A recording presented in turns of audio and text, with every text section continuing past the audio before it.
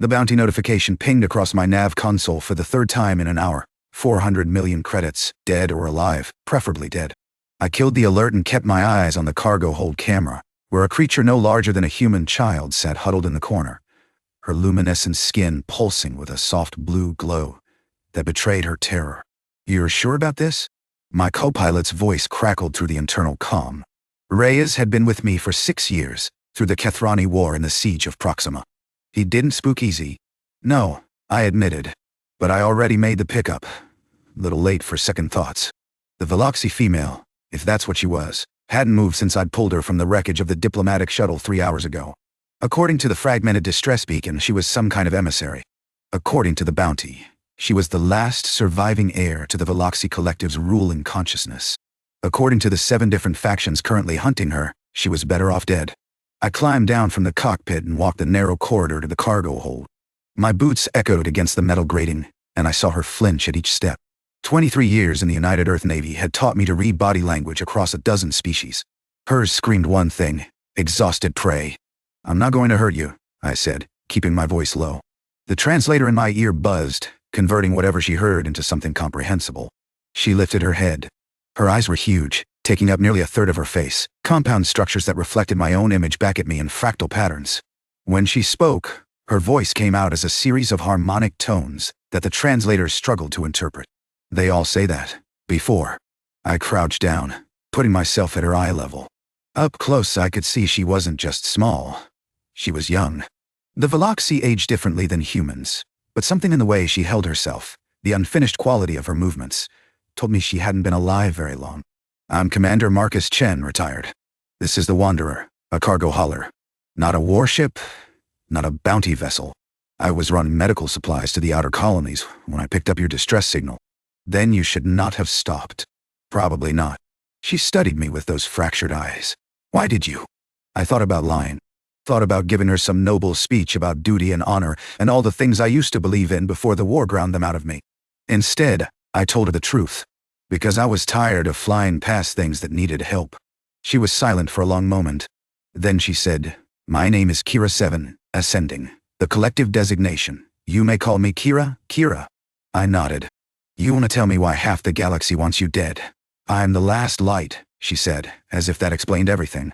When I didn't respond, she continued. "The Veloxi Collective is a shared consciousness. 12 billion minds, linked together speaking as one. But the consciousness requires a focus, a single being who holds the pattern, who keeps the minds from fragmenting into chaos.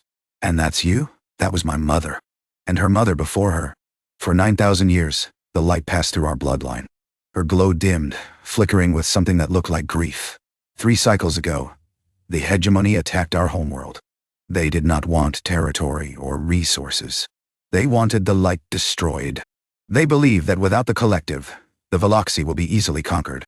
12 billion minds, broken into 12 billion individual fragments. Your mother?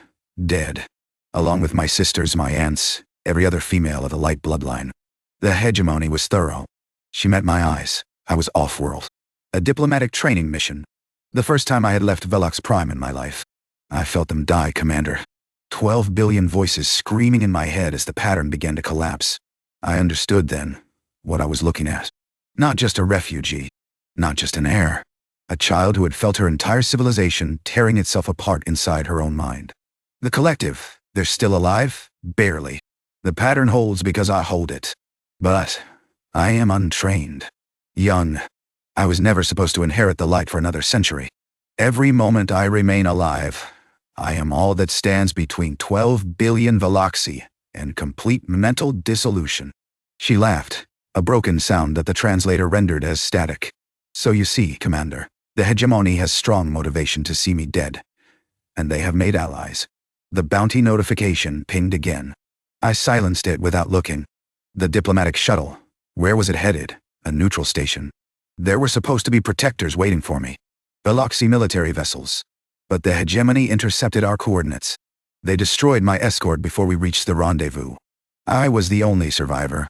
She pulled her thin arms around herself. There is nowhere safe. No ally we can trust. The hegemony has agents everywhere. What about your own military? The Veloxi fleet. Without the consciousness to coordinate them, they are scattered. Confused.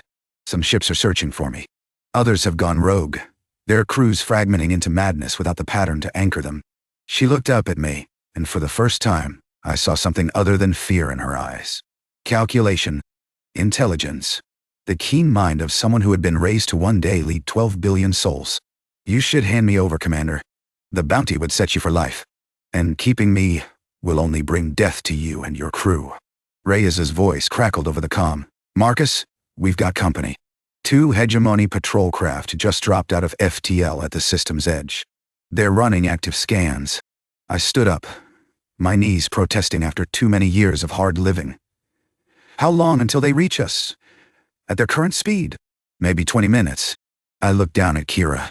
She was watching me with those fractured eyes, waiting for me to make the obvious choice. The smart choice. The choice that would keep me and mine alive. Can you walk?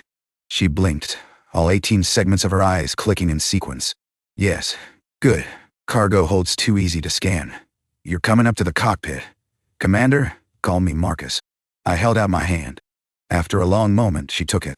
Her fingers were cool and delicate, with too many joints, and they trembled slightly in my grip. I spent 23 years following orders that got good people killed. I'm done making the easy choice. I pulled her to her feet and led her toward the cockpit, where the Wanderer's engines were already warming for a jump we probably wouldn't survive. The first week was the hardest.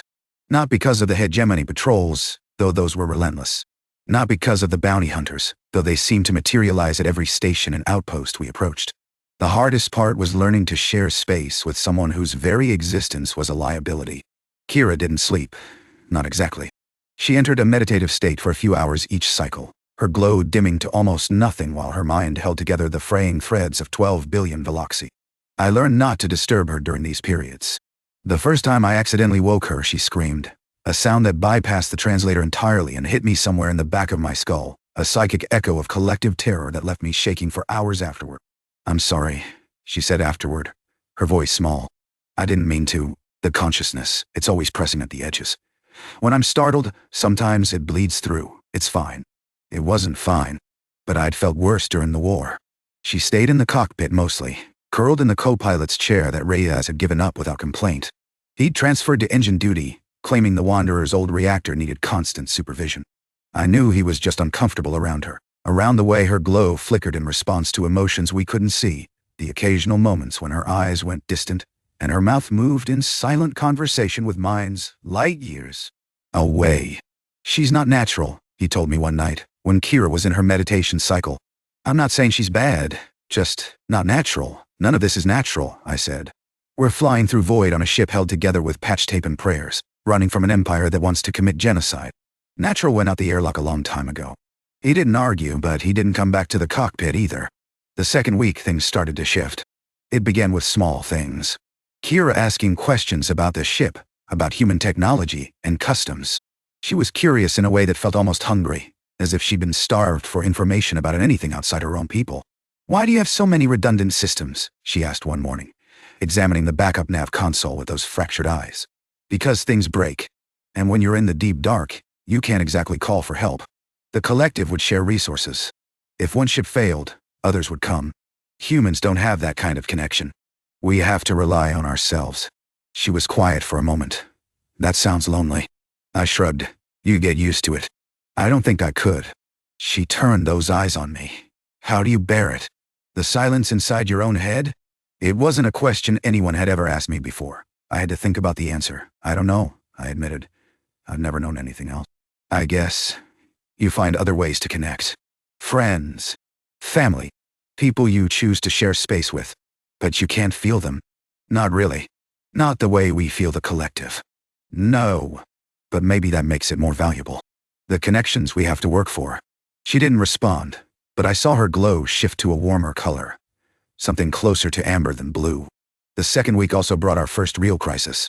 We'd stopped at a fuel depot on the edge of hegemony space. A risk, but the Wanderer's tanks were running low, and we didn't have many options. I went in alone, leaving Kira hidden in a smuggling compartment I'd installed years ago for less noble purposes. The depot was crowded with miners and haulers, the usual rough crowd that worked the outer systems. I kept my head down, paid for the fuel in unmarked credits, and was heading back to the ship when I saw them. 3 hegemony soldiers, in full combat armor, questioning the depot manager. One of them had a holoprojector showing Kira's image, a formal portrait that made her look older, more regal than the frightened child I'd pulled from the wreckage. I forced myself to walk at a normal pace. The moment I ran, I was dead. "Hey!" One of the soldiers called out to me. "You, the human." I stopped. Turned. "Something wrong?" "We're looking for a Veloxi fugitive. Seen anything unusual?" "Just miners and cargo haulers," I said. "No Veloxi." The soldier studied me for a long moment. Then he waved me on. I made it back to the Wanderer, sealed the hatch, and launched before anyone could think to question me further. My hands were shaking on the controls. "They were close," Kira said, emerging from the smuggling compartment. "Too close. You could have turned me in. They would have rewarded you.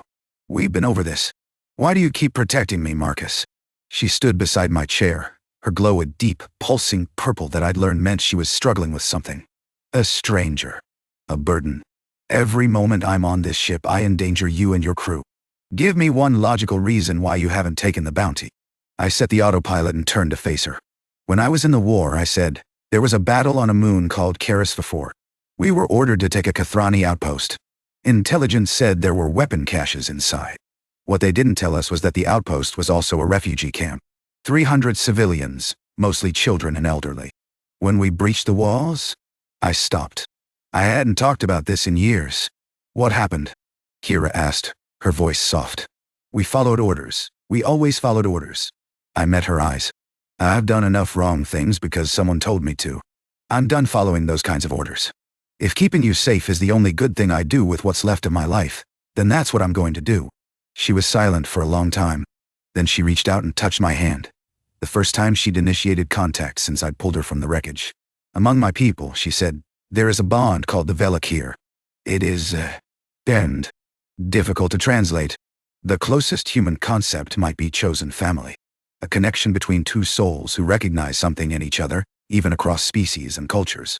It is rare. Precious. It has never been formed with a non-Veloxi." "What are you saying?" "I'm saying that I feel something, Marcus. When I'm near you, the consciousness quiets. The 12 billion voices stop screaming, just for a moment. I don't know what that means, but I know I don't want you to die for me." "I don't plan on dying," I said, "but I don't plan on abandoning you either." She smiled, a strange expression on her alien face, but unmistakably warm. "Then we are agreed. We survive together, or not at all." The ambush came in the Veritas Nebula, a place where sensor ghosts and radiation storms made it impossible to detect approaching ships until they were right on top of you. We'd been hiding in the nebula for 3 days, running silent while hegemony patrols swept the outer systems. It should have been safe. It wasn't. They came out of the static like ghosts themselves, 4 assault ships, configured for boarding rather than destruction. They wanted Kira alive, or at least alive long enough to confirm the kill. "Can we run?" Reyes shouted from the engine room. "Not before they reach us." I was already plotting escape vectors, knowing none of them would work. "Kira, get to the compartment. No, do I." I turned. She was standing in the cockpit doorway, her glow blazing white, brighter than I'd ever seen it. "Kira, what are you?" "I'm tired of running. I'm tired of hiding. And I'm tired of watching you risk your life for me while I cower in the dark." She moved to the co-pilot station and strapped herself in. "You've taught me something, Marcus. Humans don't have the collective. You can't share minds or feel each other's thoughts. But you protect each other anyway. You fight for each other anyway. Maybe it's time I learned how to do the same." The first assault ship latched onto our hull. I could hear the cutting tools starting to work on the cargo bay door. "What exactly are you planning to do?" "The collective is fragmenting without guidance. But the fragments are still there. Millions of Veloxi minds, scattered and afraid. I've been trying to hold the pattern together, to keep them from falling apart. But maybe that's not what they need." Her glow intensified. "Maybe what they need is a reason to fight." "Kira, you're not trained for this." "No. But I have something the consciousness hasn't had in thousands of years." She looked at me, and I saw a fierce determination in those fractured eyes that reminded me of the soldiers I'd fought beside in the war. "I have someone worth fighting for." The cargo bay door exploded inward. What happened next, I still don't fully understand. Kira screamed, not in fear, but in command, a sound that resonated on frequencies human ears couldn't fully process. Her glow erupted outward, filling the ship, spilling through the hull into the void beyond. And somewhere, light years away, The scattered fragments of the Veloxi Collective heard their last light calling. The assault ship on our hull suddenly went dead, its engines cutting out, its weapons going silent. Through the breach in our cargo bay, I could see hegemony soldiers floating motionless in zero-G, their suits locked up by some force I couldn't see. "The Collective," Kira whispered, her voice strained. "I can feel them.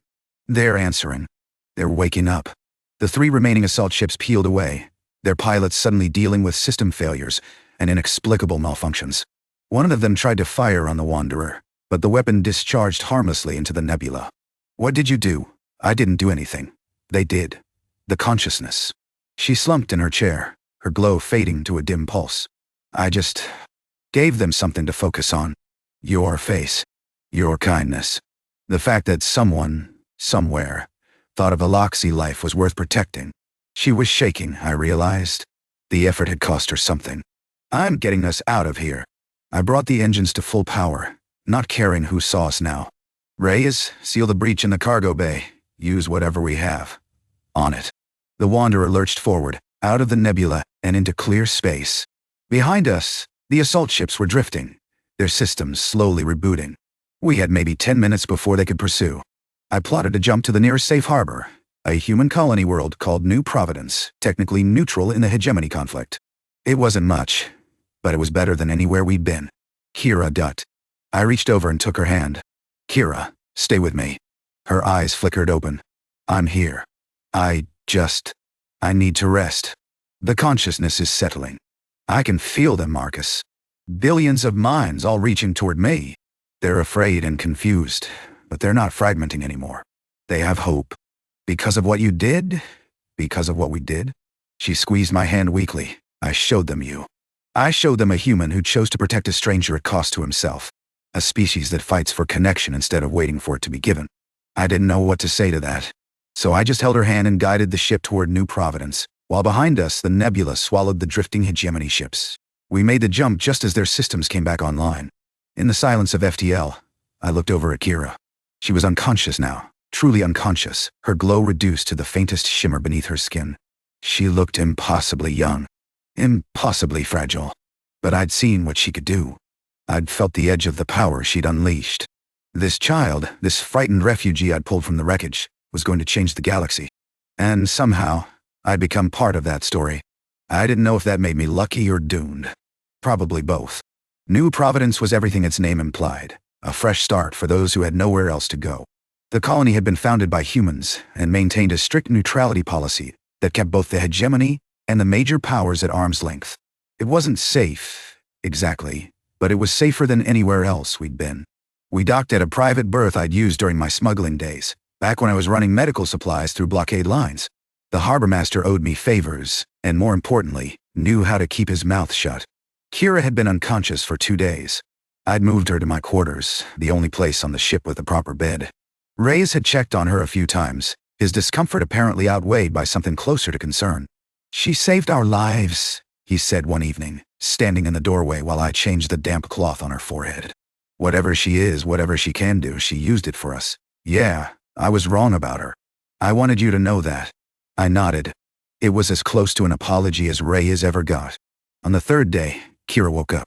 I was dozing in the chair beside her bed when I felt a hand touch my arm. Her glow was back, soft and warm, flickering with colors I didn't have names for. "Marcus, hey." I sat up, my back protesting after 3 days of sleeping upright. "How do you feel?" "Different." She looked at her own hands as if seeing them for the first time. "The consciousness is stabilized. I can feel them all, every Veloxi mind. But it's not overwhelming anymore. They're not fighting the pattern. They're building it, together, with me as the focus. That's good, right? It's unprecedented." She sat up slowly, and I moved to help her. The old collective was top down. The light held the pattern, and everyone else followed. But what we're building now is something new. A partnership instead of a hierarchy. They choose to be connected instead of being bound by genetics. Sounds like progress. It is, but it's also dangerous. She looked at me with those fractured eyes. "Marcus, I need to tell you something. When I reached out to the consciousness, when I showed them your face, I didn't just show them a memory. I showed them everything. How you pulled me from the wreckage. How you protected me. How you made me feel safe. And they want to meet you. The Collective. Billions of Veloxi minds. They've formed a consensus. The first consensus in 3 generations. She smiled, but there was nervousness behind it. They want to formally recognize you as Veloxi, chosen family. Protector of the last light. I stared at her. Me? I'm just a retired Navy commander running a cargo ship. I'm not. You're the human who proved that connection doesn't require shared consciousness. Who showed us that protection can be a choice, not just an instinct. Who demonstrated that trust can be built, not just inherited. She took my hand. The Veloxi have never formed Veloxi with an alien species. It's never been done. But the consciousness has voted, and they want you. What does that even mean? What would I have to do? Nothing you haven't already done. Her glow warmed, wrapping around our joined hands like a gentle embrace. You would be recognized as part of the Collective, not bound to us, not able to hear our thoughts, but family. Protected by treaty, honored by our people. And when I go back to lead the Veloxi, you would have a place with us. If you wanted it. Go back. I felt something tighten in my chest. You're leaving. I have to. 12 billion minds need guidance, and the hegemony won't stop hunting me. But the Collective is rebuilding. The military is reorganizing. Soon, I'll have protection that doesn't require one human and his tiny ship. So this is goodbye. She shook her head. This is an invitation. The Wanderer can't keep running forever, Marcus. And you've been carrying guilt for Karis the Four for 20 years. Maybe it's time to put it down. I didn't have an answer for that. I'd been running so long, I'd forgotten there was any other way to live. What about Reyes? The Collective recognizes that crew bonds are sacred. He would be welcome as well. I laughed, surprising myself. He's going to love that. 3 weeks ago he couldn't even be in the same room as you. People change. You taught me that. We sat in silence for a while. Outside the viewport, New Providence turned slowly beneath us, lights glittering across its dark side like scattered stars. I don't know how to be part of something again, I said finally. I've been alone too long. You were never alone, Marcus. You were just waiting to find something worth belonging to. She was right. I'd spent 23 years in the Navy, following orders, being part of a machine. And when the machine broke me, I'd spent another 5 years running from any connection that might hurt me again. But somewhere along the way, a frightened child had crawled into my cargo hold and changed everything. Okay, I said. Okay, I'll come. When you're ready to go back, I'll come with you. Her glow blazed, filling the room with warmth. And somewhere, impossibly far away, I could almost feel 12 billion minds turning their attention toward me, recognizing me, accepting me. It should have been terrifying. Instead, it felt like coming home. The bounty notification pinged one final time across my console. 400 million credits for the last light of the Veloxi Collective. I deleted it without looking. We should tell Reyes, I said. He's going to need time to process this. There's one more thing. Kira stood, still a little unsteady, and faced me directly. The Veloxi bond. It's not just political recognition. It's more than that. Among my people, when 2 minds choose each other as family, they share something. A connection that goes beyond words. I thought you said I wouldn't be able to hear the Collective. You won't. But you'll be able to feel me. And I'll be able to feel you. Not thoughts. Emotions. Presence. A thread connecting us across any distance. She held out her hand, and I saw it glowing brighter than before, pulsing with energy that seemed to reach toward me. This is a choice, Marcus. You can be recognized as Veloxi without accepting the bond. The Collective will still honor you. But if you want what I'm offering, if you want to never feel alone again, then take my hand. I thought about everything I'd lost. Everyone I'd failed. All the years of silence inside my own head.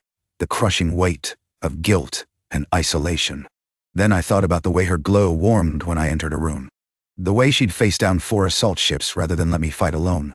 The way she'd called me family when she barely knew my name. I took her hand. The connection hit me like a wave, not overwhelming, but present. A warmth in the back of my mind that hadn't been there before.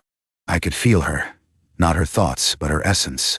Hope, determination, gratitude, and underneath it all, the faintest echo of 12 billion minds turning toward me like flowers towards sunlight. Oh, I said, because I couldn't think of anything else.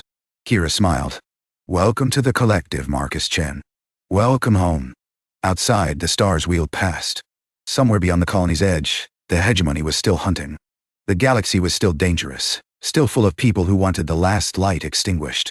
But for the first time in 20 years, I wasn't afraid. I wasn't alone. And somehow, against all odds, a tiny ship and its unlikely crew had become the safest place in the universe.